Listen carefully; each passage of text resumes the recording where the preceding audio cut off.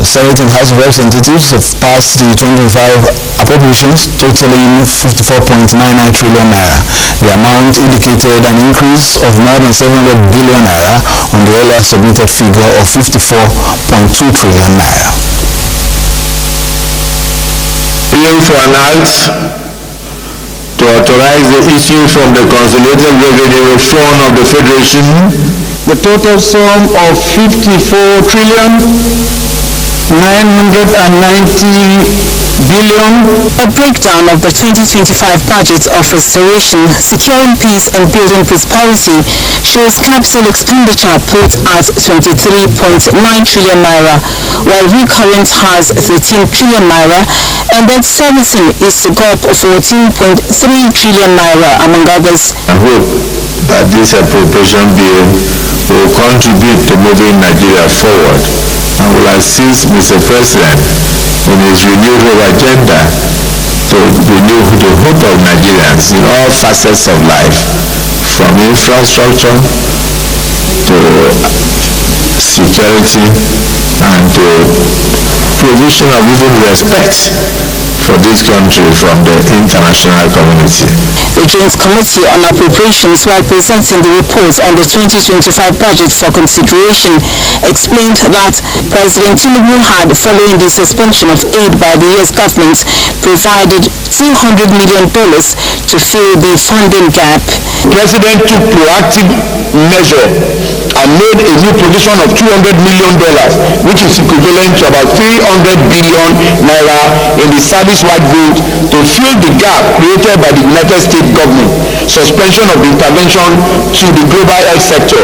And also we have some genuine requests from some agencies like INEC, NFIU, DSS and other stuff. So that's what to make it 700 billion additional. President Tinubu presented the 2025 budget to a joint session on the 18th of December 2024.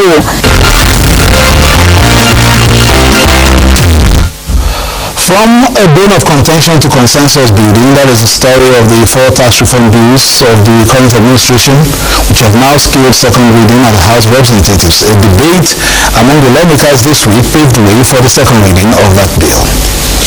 An increase in the tax exemption threshold for small businesses with annual turnover of 25 million. So if you are at that level, 25 million to 50 million will be the threshold under which you will be exempted from tax. The general principle of these bills will allow us the level of funding that we need as a nation to grow into the next generation. When I look at the tax bill itself, sir, it is so state-centric. It gives a lot of more money to states.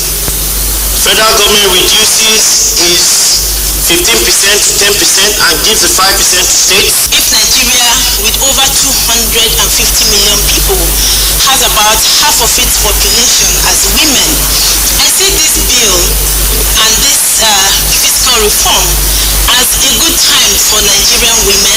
Other lawmakers expressed areas of concern that should be addressed at public hearings. There is the concern over burdening the taxpayers. Then also there may be some level of exclusion where technology cannot reach. One good thing is that innovation is coming. It could be difficult, but it is desirable. And so whilst we oppose some of the letters of the law, we support the spirit of the law in total.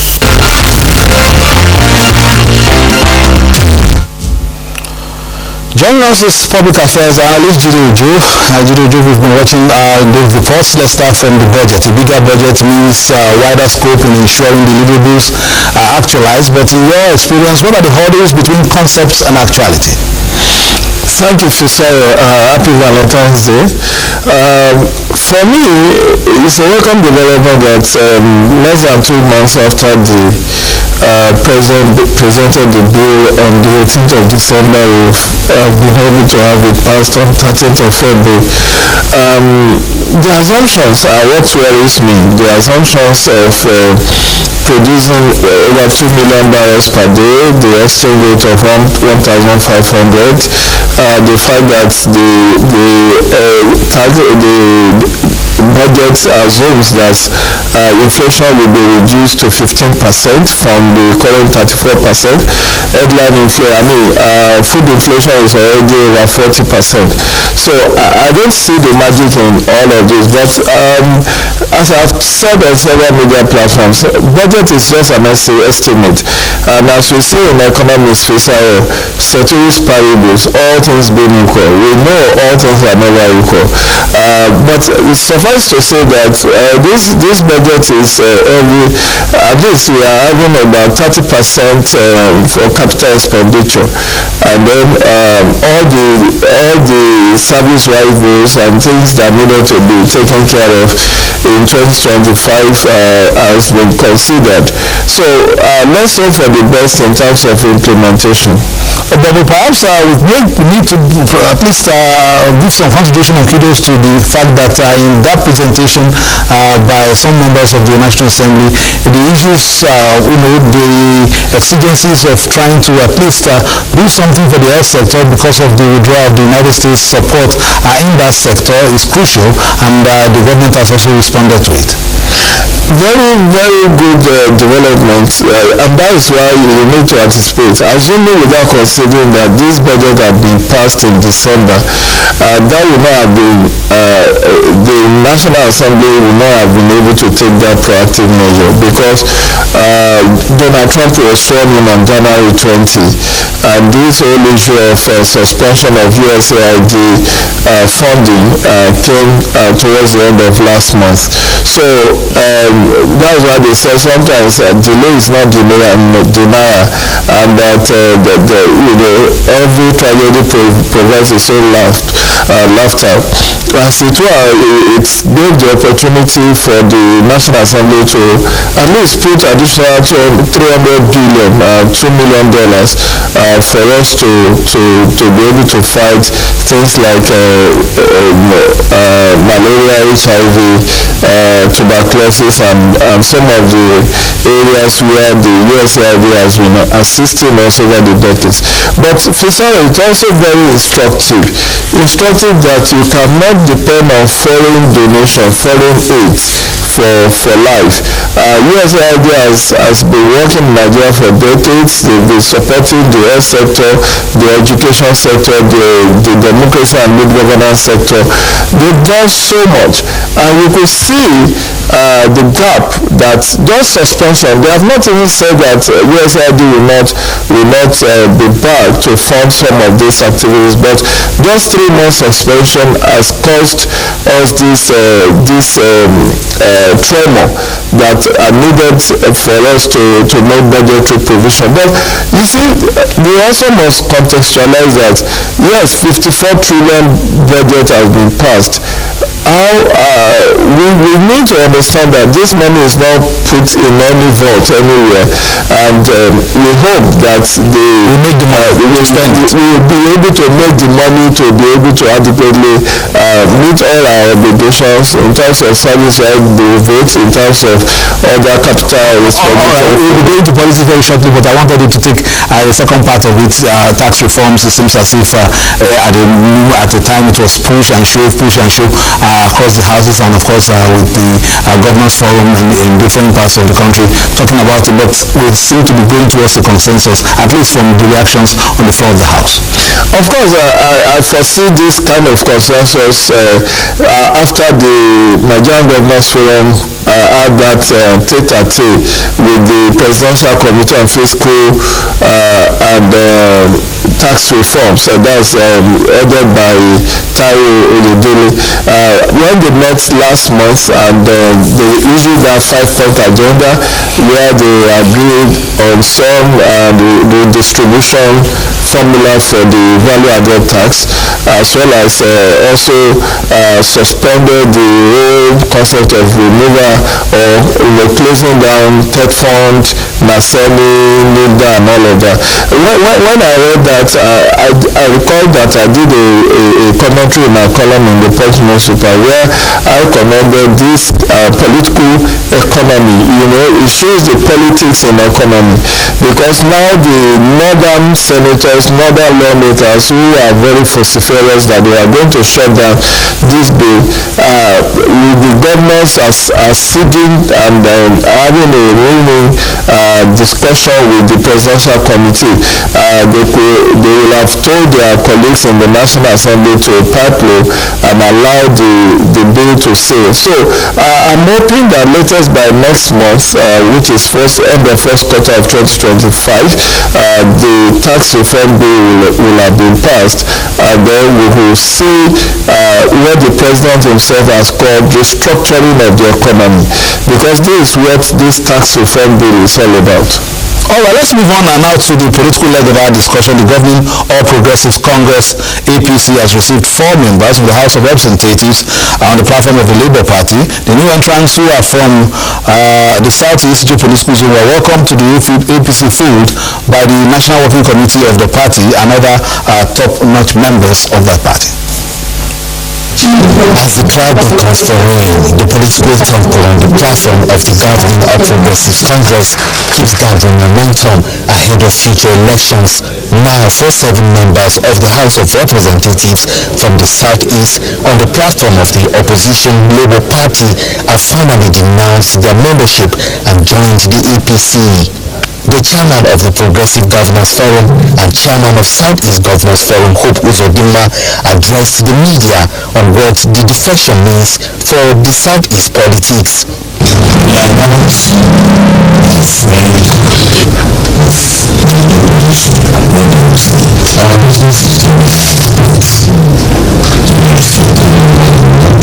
And ahead of upcoming political activities in the country, the All Progressives Congress APC has finally reached an agreement with the private firm for the commencement of e-registration of all its members nationwide.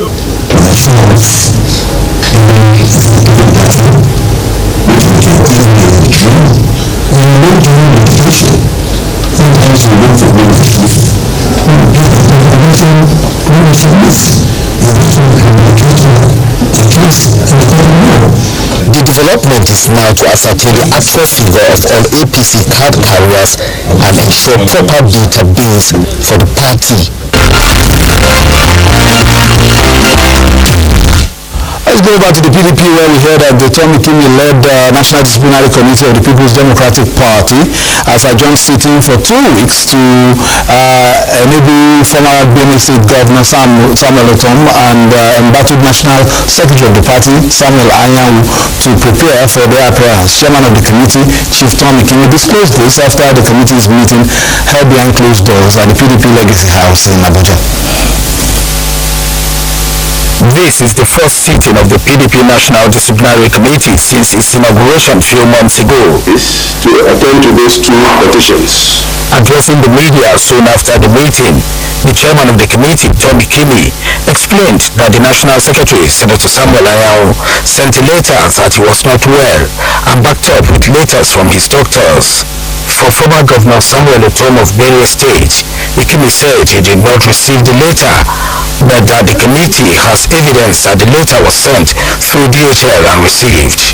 So we have referred the hearing to the 4th of March for the next hearing. We believe that all is well, and the committee is going to be very fair to everyone, and we are sure that they will all get fair hearing. In response to a question on whether the committee will invite those alleged to have committed anti-party activities as far back as 2015, he said the committee can only act upon petitions brought before it. Some members of the committee who are defeated included former Kano State Governor Ibrahim Shekaro, as well as Secretary to the panel Itayo Chegede, SAN. Now to politics. It seems the politicians shifted attention to the next cycle of elections already, with the gaze of cross-carpeting and the toss over executive positions within the different parties. Jide. Interestingly, that has been a recurring benchmark after the elections, and it doesn't surprise me any longer.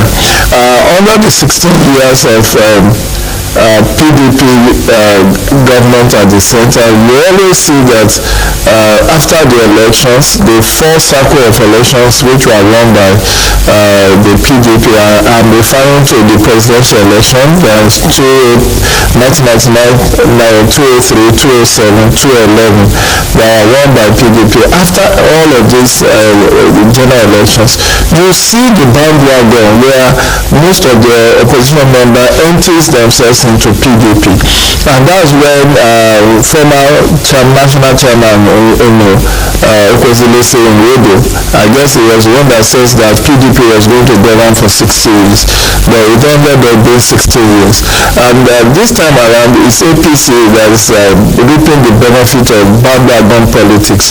So almost half of the Labour Party members who won in 2023 are emptied into PDP, into APC, and even members of the PDP has cross-carpeted to, I recall the daughter of former Delta State Governor Ibori James Ibori, his daughter in the House of Reps moved from PDP to APC, and just recently we saw a couple of weeks ago Senator Nodinwoko left Delta North Senatorial District for PDP to APC. So it's always very important, and that validates Fisayo. That validates the postulation that political watchers have always been making, that the political parties are just special purpose vehicles meant to win elections. After elections, everybody becomes their own person, and the next election becomes the primary focus. So you could see that ahead of 2027, there is alignment and realignment of forces. Many of those who are defecting from Labour Party or PDP are citing irreconcilable differences and all of that. The differences did not occur before the general election. Unfortunately, that to them they are now seeing differences, but some of these cases have already been dragged to court, because I recall some of the PDP, and I don't know whether Labour Party has dragged anybody to court, but PDP seems to have dragged some people to court for defecting, that there was no division in PDP, but it is for the court to now interpret whether there was actually division, because as we have seen in that clip, it's true that the PDP too used to be the receiver of defectors in the past. That's what I said. Historically, for 16 years, this has been the norm. So now they have been paid. PDP is being paid back in its own coin. Now he's kicking and hitting and shaking the table, saying that APC wanted to make Nigeria a one-party state. Of course, whether we like it or not, Nigeria is looking more like a de facto one-party state, even though it's a de jure multi-party democracy, because with the crisis in PDP, particularly over the acting chairman and the national secretary position, which has caused division in the party, which actually necessitated the disciplinary committee that you showed the clip of, headed by Chief Tommy Kimi. And then the leadership crisis that have also hit the Labour Party, so much so that there was a stakeholders meeting in Roma here, which the Aburi faction has disregarded, and then the court saying Aburi is the chairman, and then the other party going to Supreme Court to challenge that. All of this has paved way for the mass exodus that we have seen from these opposition parties to the ruling party. Whether this is good for our democracy is debatable. I, as a political scientist, does not believe it augurs well for us, because we now have more like I said earlier, a de jure multi-party democracy, but a de facto one-party state, because it's not like APC and others, not like APC, PDP, Labour Party, as we saw during the lead-up to the 2023 general election. So let's take this last report. Perhaps we have opportunity to say a line or two before we close shop. The Resource Center for Human Rights and Civic Education says the proposed creation of 31 new states may strangulate the Nigerian economy. The center said this in reaction to the House of Representatives Committee on Constitution Review's proposal after receiving requests for the creation of 31 new states across the country to improve regional representation if approved. The restructuring would increase the number of states in Nigeria from 36 to 67, surpassing United States' 50-state system. Additional states could have far-reaching implications for the distribution of resources and governance in Nigeria. The establishment of new states will lead to increased administrative costs and further strain the already limited financial resources of the federal and state governments. However, the sole aspect of the proposal that we believe merits serious consideration by our legislators is the constitutional recognition of Abuja as the 37th state within the Nigerian Federation. This recognition will not only symbolize the inclusion of the Federal Capital Territory within the broader national framework, but also address the pressing concerns of the indigenous people, that is the original inhabitants. Not so long to close now, but do you have a comment on this creation or this proposal for creation? Fisayo, my thoughts are already in black and white in my column in the Punch this week. I'll grab a copy. But my own position is that, I'm one of the antagonists of additional state creation. It doesn't serve us well. We are already running a very heavy cost of governance. So creating additional political units does not serve us. What we need is actually good governance. If at all we want to alter the constitution, let's devolve power from some of the powers concentrated in the exclusive legislative list. Let's bring them to current legislative list. The issues around resource control. If we are able to have the state having more, being in control of their resources, I'm sure that the states will be viable. The 36 states we currently have, about 3/4 of them are not viable. And this is what research and empirical study have shown, that only 5 states can actually do without a federal allocation. So in such a scenario, you cannot be balkanizing and bifurcating the states under the guise that you want to bring governance to. The president has already given financial autonomy to the local government. So if we have autonomous and independent local government, I think the dividends of democracy that we percolates to the grassroots will become manifest. Time is not our friend on the program. Many thanks to GD, public affairs analyst, taking us through different scenarios and of course developments in the economic and political sense. Thank you so much for being a part of it, and thank you for watching as well. Perhaps we leave the issue of state creation on this, permit the pun on this line. What is the current state or the states that we have if you need more states? That has been our political update for today. Between now and Tuesday, I'm coming away again. Please play your policies for the greater good and keep it locked on Africa's largest and finest Nigerian television authority for news, reviews, previews and interviews. Bye-bye.